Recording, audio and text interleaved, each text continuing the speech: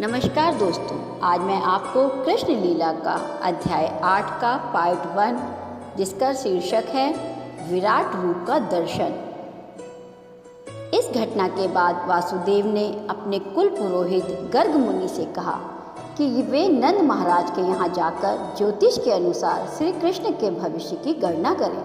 गर्ग मुनि महान ऋषि थे जिन्होंने अनेक तपस्याएं की थीं और जो यदुवंश के पुरोहित नियुक्त हुए थे।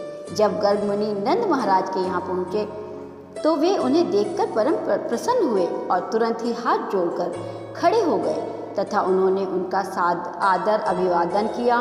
उन्होंने गर्ग मुनि का इस भाव से स्वागत किया मानो कोई ईश्वर या श्री भगवान की पूजा कर रहे हों। उन्होंने उन्हें उत्तम आसन दिया और जब वे बैठ गए तो उनका हार्दिक स्वागत किया। उन्हें अत्यंत विनम्र भाव से संबोधित करते हुए नंद महाराज ने कहा, हे ब्राह्मण, इस गृहस्थ के घर आपका आगमन केवल प्रसाद प्रदान करने के लिए हुआ है। हम सदैव गृहस्थी के कार्यों में लगे रहते हैं जिससे आत्म साक्षात्कार के वास्तविक कार्य के लिए हमें अवसर ही नहीं मिल पाता। हमारे घर में आपका पदार्पण हमें अत्यधिक जीवन के लिए विषय के कंचित ज्ञान प्रदान करने के निमित्त हुआ है। आपका गृहस्थों के घर पधारने का इसके अतिरिक्त कोई अन्य प्रयोजन नहीं हो सकता। वास्तव में किसी साधु पुरुष या ब्राह्मण का ऐसे गृहस्थों के घर में जाने का कोई प्रयोजन नहीं है जो निरंतर आर्थिक कार्यकलापों धन में व्यस्त रहते हैं। साधु पुरुषों तथा ब्राह्मणों का गृहस्थ के घर जाने का कारण केवल उसे प्रकाश प्रदान करना होता है। यदि कोई यह पूछे कि गृहस्थ जन ज्ञान प्राप्ति के लिए किसी साधु पुरुष या ब्राह्मण के पास क्यों नहीं जाते, तो इसका उत्तर यही होगा कि गृहस्थ जन अत्यंत संकुचित हृदय वाले होते हैं। सामान्यतः गृहस्थ जन सोचते हैं कि उनका प्रथम कार्य पारिवारिक मामलों में व्यस्त रहना है और आत्म साक्षात्कार या आध्यात्मिकता का ज्ञान का प्रकाश गौण है। केवल दयावश ही साधु पुरुष तथा ब्राह्मण जन गृहस्थों के घर जाते हैं। नंद महाराज ने गर्ग मुनि को ज्योतिष विज्ञान के एक सबसे बड़े पंडित कहकर संबोधित किया। सूर्य या चंद्र ग्रहण जैसी घटनाओं के विषय में फलित ज्योतिष की भविष्यवाणियों आश्चर्यजनक गणनाएं हैं और इसी विज्ञान विशेष के द्वारा मनुष्य भविष्य को स्पष्ट रूप से समझ सकता है। गर्ग मुनि इसी ज्ञान में पटु थे। इसी ज्ञान के द्वारा यह जाना जाता है कि मनुष्य के विगत कर्म क्या थे जिसके परिणाम स्वरूप मनुष्य इस जीवन में सुख या दुख भोग रहा है। नंद महाराज ने गर्ग मुनि को सर्वश्रेष्ठ ब्राह्मण भी कहा।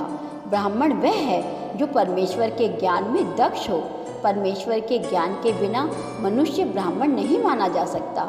इस प्रसंग में प्रयुक्त सही शब्द ब्रह्म विदाम है, जिसका अर्थ है वे पुरुष जो परमेश्वर को भली भांति जानते हैं। एक दक्ष ब्राह्मण अन्य उपजातियों क्षत्रिय तथा वैश्यों को सुधारने की सुविधाएं प्रदान कर सकता है। शूद्र कोई संस्कार संपन्न नहीं करते। ब्राह्मण को क्षत्रिय तथा वैश्य का गुरु या पुरोहित माना जाता है। नंद महाराज जाति के वैश्य थे और वे गर्ग मुनि को सर्वोच्च ब्राह्मण मानते थे। अतः उन्होंने अपने दोनों धर्मपुत्रों श्री कृष्ण तथा बलराम को संस्कार कराने के लिए उन्हें समर्पित किया। नंद महाराज ने कहा कि न केवल इन दोनों बालकों के अपितु सारे मनुष्यों को चाहिए कि जन्म के पश्चात किसी योग्य ब्राह्मण को अपना गुरु बनाए। इस प्रार्थना पर गर्ग मुनि ने उत्तर दिया, वासुदेव ने मुझे इन बालकों का विशेष रूप से श्री कृष्ण का संस्कार कराने के लिए भेजा है। मैं उनका कुल पुरोहित हूँ और अगर मैं इस संस्कार को कराऊं तो संयोगवश यह लगेगा कि श्री कृष्ण देवकी के पुत्र हैं। अपनी फलित ज्योतिष गणना से गर्ग मुनि समझ गए थे कि श्री कृष्ण देवकी के पुत्र हैं, किंतु नंद इससे सर्वथा अनजाने थे। परोक्ष रूप से उन्होंने यह कहा कि श्री कृष्ण तथा बलराम दोनों वासुदेव के पुत्र थे। बलराम वासुदेव के पुत्र रूप में विख्यात थे क्योंकि उनकी माता रोहिणी विद्यमान थी, किंतु श्री कृष्ण के विषय में नंद को ज्ञात न था।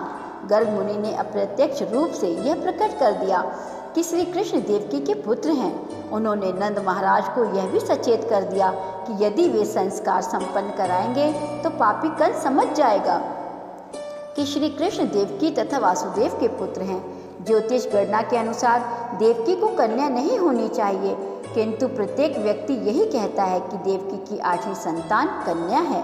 इस प्रकार गर्ग मुनि ने नंद महाराज को सूचित किया कि कन्या तो यशोदा के घर उत्पन्न हुई थी और श्री कृष्ण देवकी से उत्पन्न हुए थे और वे परस्पर बदल लिए गए थे। उस कन्या या दुर्गा ने भी कंस को सूचित किया था कि उसे मारने वाले बालक ने अत्यंत जन्म ले लिया है। गर्ग मुनि ने कहा, यदि मैं आपके पुत्र का नामकरण संस्कार करता हूँ और यदि वह उस कन्या द्वारा कंस के प्रति की गई आकाशवाणी को पूरा कर देता है तो संभव है कि वह पापी असुर आकर नामकरण के बाद इस बालक का भी वध कर दे।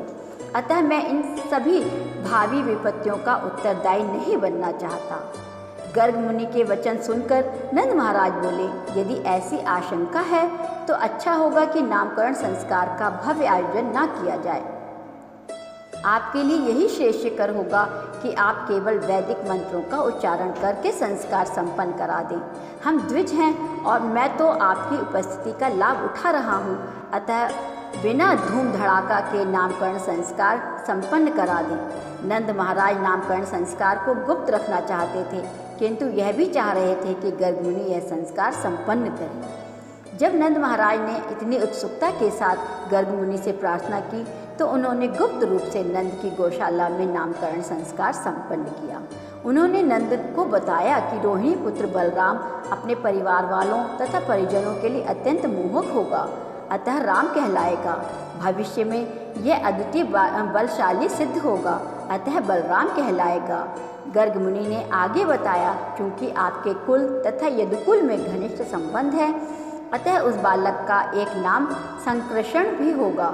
इसका अर्थ यह हुआ कि गर्ग मुनि ने रोहिणी के पुत्र के 3 नाम रखे, बलराम, संकृषण तथा बलदेव। उन्होंने चातुर्य से यह बात प्रकट न होने दी कि बलराम भी देवकी के गर्भ में प्रकट हुए थे और बाद में उन्हें रोहिणी के गर्भ में स्थानांतरित किया गया था।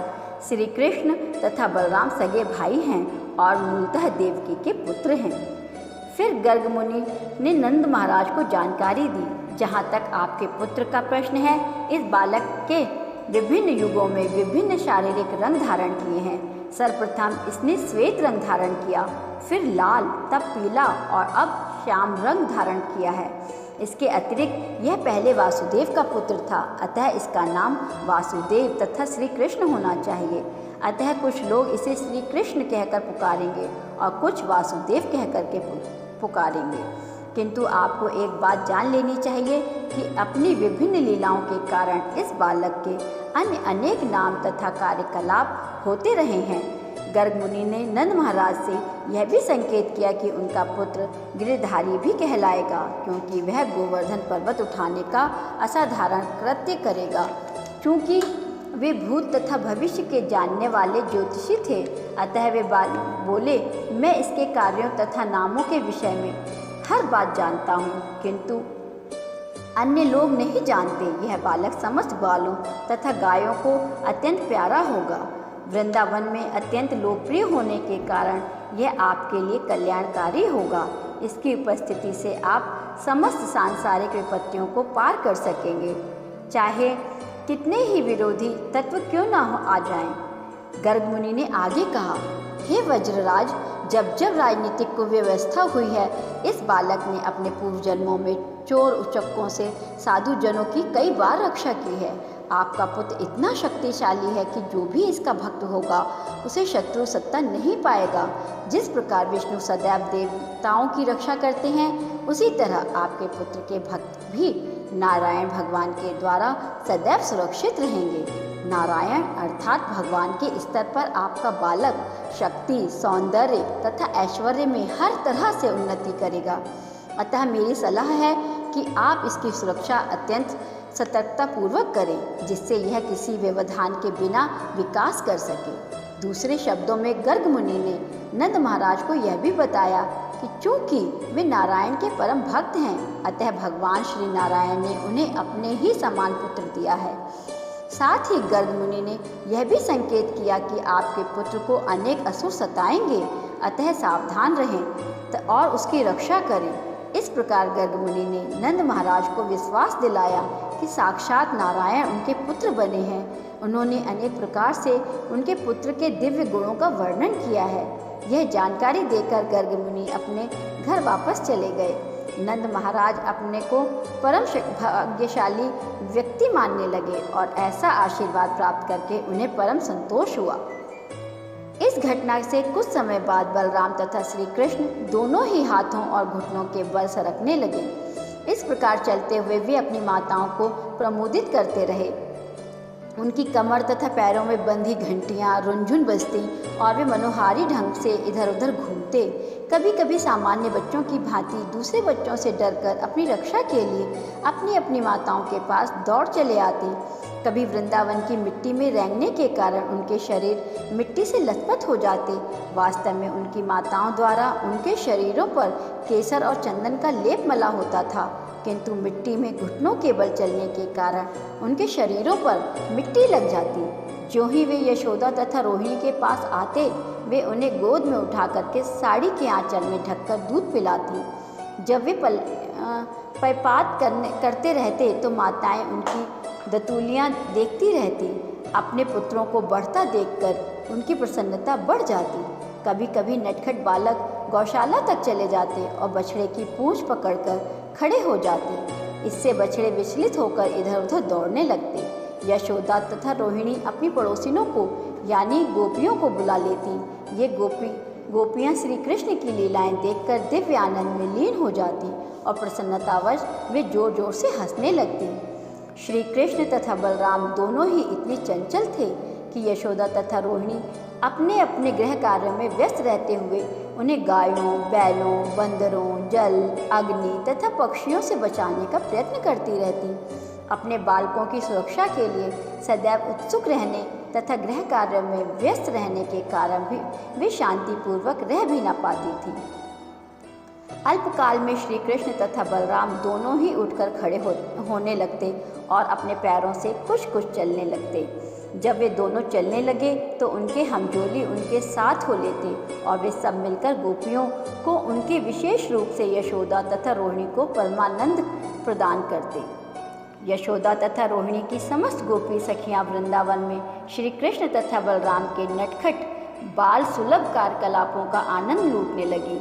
इससे भी अधिक आनंद प्राप्ति के उद्देश्य से वे सब एकत्र होती और माता यशोदा के पास इन चंचल बालकों की शिकायत करने पहुंच जाती। जब श्री कृष्ण माता यशोदा के सम्मुख बैठे होते तभी सारी गोपियां यशोदा माता से उनकी शिकायतें करने लगती, जिससे वे सुन सकें। वे कहती, यशोदा जी, आप अपने नटखट श्री कृष्ण को क्यों नहीं बरसती? वह हर प्रातः तथा सायंकाल बलराम के साथ हमारे घरों में आता है और गाय दूही जाने के पूर्व ही उनके बछड़ों को खोल देता है, जिससे वे गायों का सारा दूध पी जाते हैं।